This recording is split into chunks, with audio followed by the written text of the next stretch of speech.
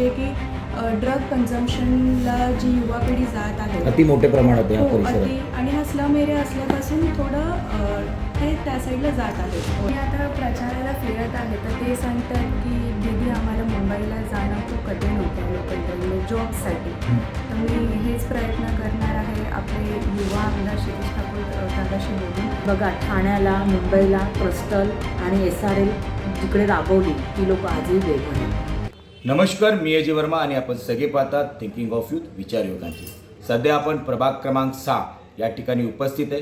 प्रभाग क्रमांक 6चे नवीन उमेदवार बहुजन विकास आघाडीचे ऋषिका पाटील आपल्या सोबत उपस्थित आहे. चर्चा अनेक आहे. ज्या प्रकारे त्यांची आई अगोदरची ह्या प्रभागाची नगरसेविका होती मिनल रमाकांत पाटील, हितेंद्र ठाकूरने जबाबदारी सोपली आहे. कशाप्रकारे ते लोकांमध्ये प्रचार करताय, कशाप्रकारे त्यांना रिटर्नमध्ये प्रतिसाद भेटतोय, ह्या सर्व गोष्टीवरती थेट ऋषिका पाटील यांच्याशी चर्चा करणार आहे. ऋषिका पाटीलजी नमस्कार.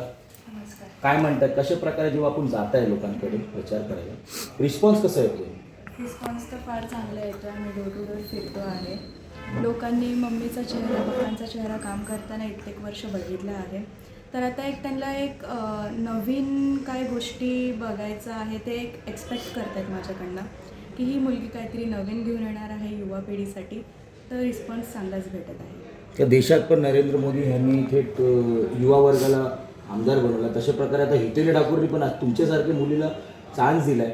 काय विजन असणार आहे लोकांसाठी? आपण विजन तर आमचे खूप सिम्पल आहेत, जसं की गायडन्स आणि एक डिरेक्शन देणं युवा पिढीला. त्यांचे डॉक्युमेंट्स कंप्लीट करण्यापासून, त्यांना एड्युकेशन करण्यापासून. आपले आप्पा काकांचं विवा कॉलेज आहे. अगदी 35% पासून मुलांना तिथे ॲडमिशन भेटत आहे. ज्यांची परिस्थिती नाही आहे त्यांना ॲडमिशन देत आहे.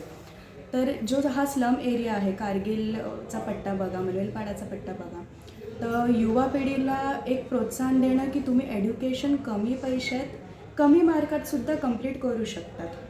परत एक मोठा मुद्दा आहे जे की ड्रग कन्झम्पशनला जी युवा पिढी जात आहे अति मोठ्या प्रमाणात या हो, परिसरात. अति आणि हा स्लम एरिया असल्यापासून थोडं ते त्या साईडला जात आहेत पोरपोरी.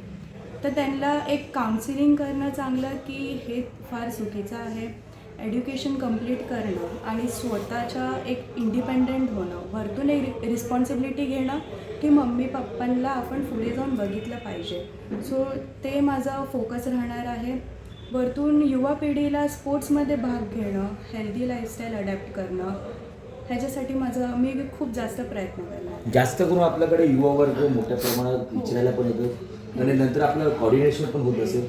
त्यांची काय मागणी असेल, मागणी का आपल्याला वाटते का ते पूर्ण झाली पाहिजे? मी आता प्रचाराला फिरत आहे तर ते सांगतात की दीदी आम्हाला मुंबईला जाणं खूप कठीण होतं आहे लोकल ट्रेनने जॉबसाठी. तर मी हेच प्रयत्न करणार आहे आपले युवा आमदार शिरीष ठाकूर दादाशी बोलून की इथे विरार वसईमध्ये कंपनीज आणू शकतो का.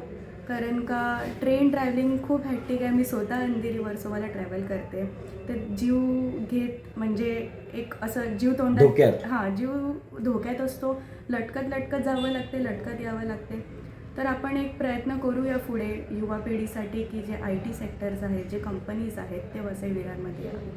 चांगली गोष्ट आहे. आपल्यासोबत आता मिनल पाटील खुद्द उपस्थित आहे. ज्या प्रकारे मिनल पाटीलनी गेले अनेक वर्षापासून बहुजन विकास आघाडीचं कामकाज बघितला, नगरसेवक सुद्धा झाले आणि आता माजी नगरसेवक असताना सुद्धा त्यांनी अनेक काम केले. या सर्व गोष्टीवरती आपण मिनल पाटीलशी पण चर्चा करणार आहे. मिनल पाटीलजी नमस्कार. नमस्कार. काय वाटतं, आपल्या मुलींना हितेंद्र ठाकूर यांनी उमेदवारी दिलेली, आपला काम मुलीला लागणार का? सर्वप्रथम मी आप्पांचे मनापासून धन्यवाद करते. 2015ला त्यांनी मला संधी दिली, तेव्हा मी मिनल रमाकांत पाटील होती. आता ऋषिका मिनल रमाकांत पाटील आहे. मला 2015पासून आम्ही जेव्हा लोकांमध्ये काम करायला लागलो तेव्हापासून तर आजपर्यंत आम्ही लोकांच्या रोज सानिध्यात आहेत. लोकांच्या अनेक प्रश्नांना आम्ही त्यांना जोडीला आहेत. फक्त आम्ही रस्ता केला नाही, गटार केलं नाही किंवा लाईट, पाणी, ह्या 4 सुविधा हे तर आमचं कर्तव्य होतं. त्या पलीकडे जाऊन आम्ही लोकांच्या घराघरात त्यांचे पर्सनल प्रॉब्लेम असतील किंवा कोणाकडे सुखदुःख असेल, प्रत्येक गोष्टीमध्ये आम्ही त्यांच्या जोडीला आहेत. आणि फक्त आज नगरसेवक म्हणून नाही तर एक माणूस म्हणून, एक आपला लोक आहेत आपली आणि ज्यांनी आमच्यावरती प्रेम केलं. आज 10 वर्ष झाले आम्ही त्यांच्या सानिध्यात आहेत. त्याच्यामध्ये 2 वर्ष तर करोनामध्ये गेली. कोरोनामध्ये आम्हाला आप्पांची एक खूप चांगली शिकवण होती की कोणालाही उपाशी झोपू देऊ नका. ह्याच्यासाठी जे आप्पांनी प्रयत्न केले, जीवदानी ट्रस्टमध्ये खिचडी असेल किंवा हरीश शेट्टी ह्यांनी आपल्याला श्री श्री रविशंकर ह्यांचं वाड्याला एक मोठं जेवण खानावळ होतं, तिकडनं आम्हाला त्यांनी खिचडी दिली. ह्या खिचडीमध्ये आमच्याकडच्या लोक कधीच 2 वर्षात उपाशी झोपली नाही. आणि आजही लोक त्यांची नावं घेत आहेत की त्यावेळेला औषधं मिळत नव्हती, इंजेक्शन मिळत नव्हते, ॲम्ब्युलन्स मिळत नव्हती, दवाखान्यामध्ये जागा मिळत नव्हती ॲडमिट होण्याकरता.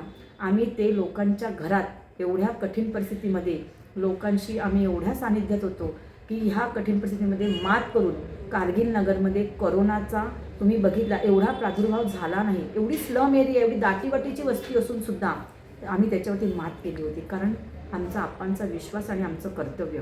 आम्ही कामं केली आहेत ना, त्यासाठी तुम्हाला एक पुस्तक लिहावं लागेल, तेही कमी पडेल, एवढी आम्ही कामं केली आहेत.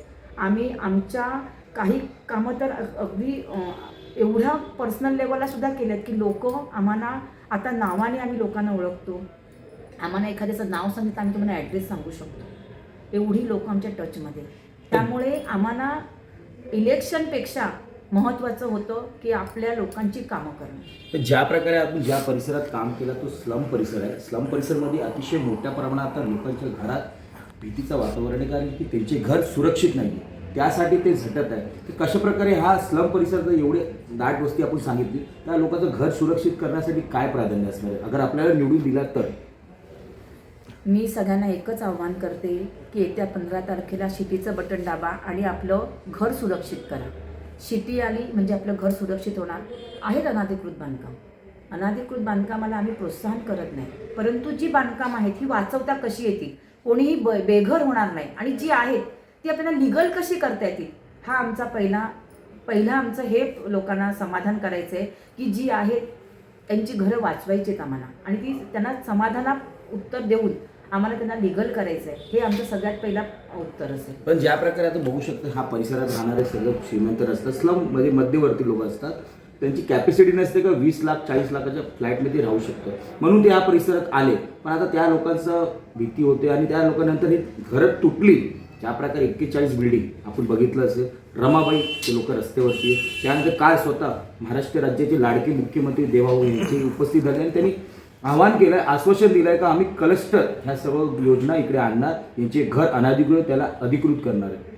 हे सर्व पाप तुमचा होता असं ते म्हणत आहे, त्यावरती काय म्हणणार? बघा, ठाण्याला, मुंबईला क्लस्टर आणि SRL जिकडे राबवली ती लोक आजही बेघर आहेत. आणि कोणाचंही वसई तालुक्यावरती प्रेम म्हणून ती लोक आली नाही.